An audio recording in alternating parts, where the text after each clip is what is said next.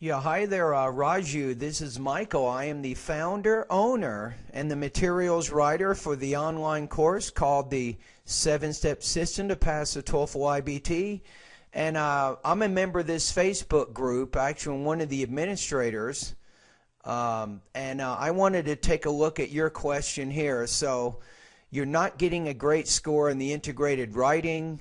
So you wanted some suggestions, and remember that putting together a good writing response is a combination, I think, of organizing and then using the appropriate vocabulary and grammar, and actually also making sure you have the notes that you need in order to do well on the actual exam. So my suggestions are this. There's two ways to organize the integrated writing. You can use what's called blocking, and you can also use what's called sequencing. I think sequencing will probably be easier for you, but let me talk about both of them.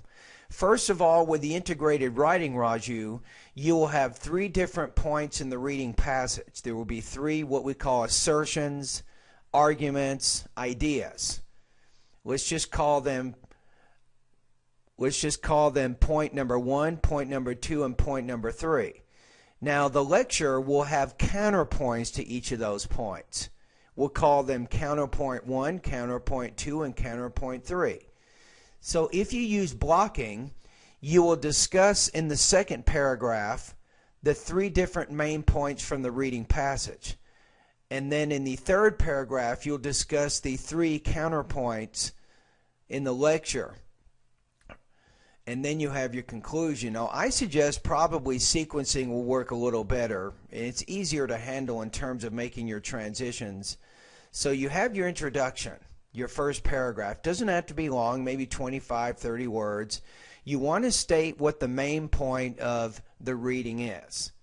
You might say the reading is discussing, 3 different ideas about Karl Marx's theory of crime, or why crime occurs. And the lecture disagrees with each of these points. You might say something like that. So that's the beginning. That's the introduction. And then you'll get to the next paragraph, and what you can do is you discuss the first point from the reading, and then right after that you can discuss the counterpoint of the lecture. And you put both of those together in that second paragraph. Then you move on to the third paragraph.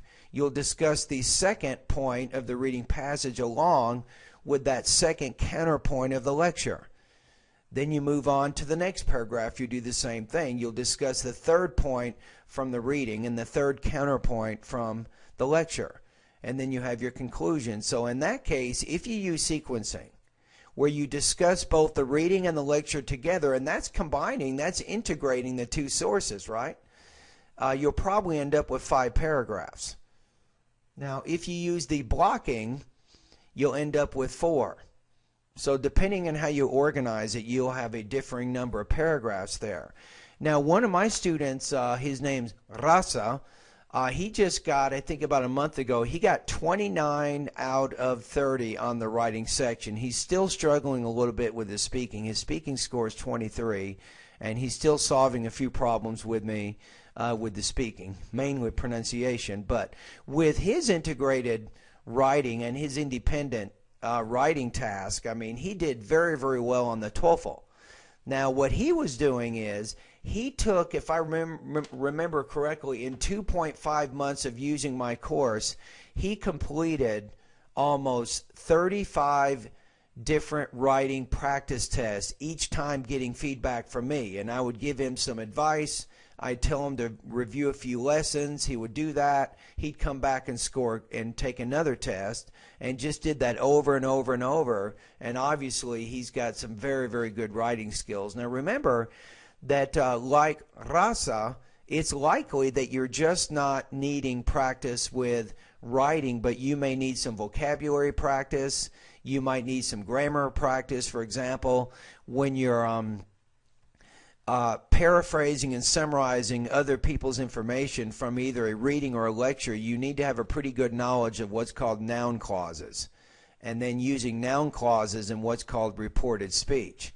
So you could have some trouble there, or you might not even know that when you're summarizing the information from the reading or the lecture, it's best to use what's called the simple present tense to explain the ideas. So you'll say the reading passage suggests, or the speaker claims, or another point made by the author is, you'll do things like that.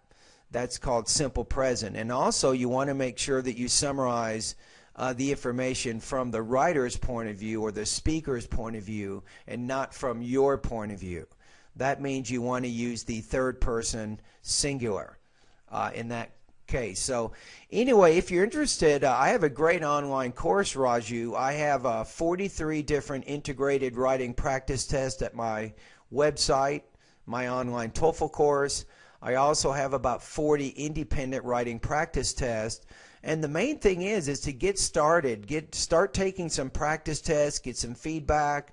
I'll ask you to review a few lessons. You'll go to those lessons to strengthen some of the weaknesses that you might have. And typically, after you take a few practice tests, it's pretty easy to figure out how to organize your responses. You can figure that out in about 2 or 3 practice tests at the very most.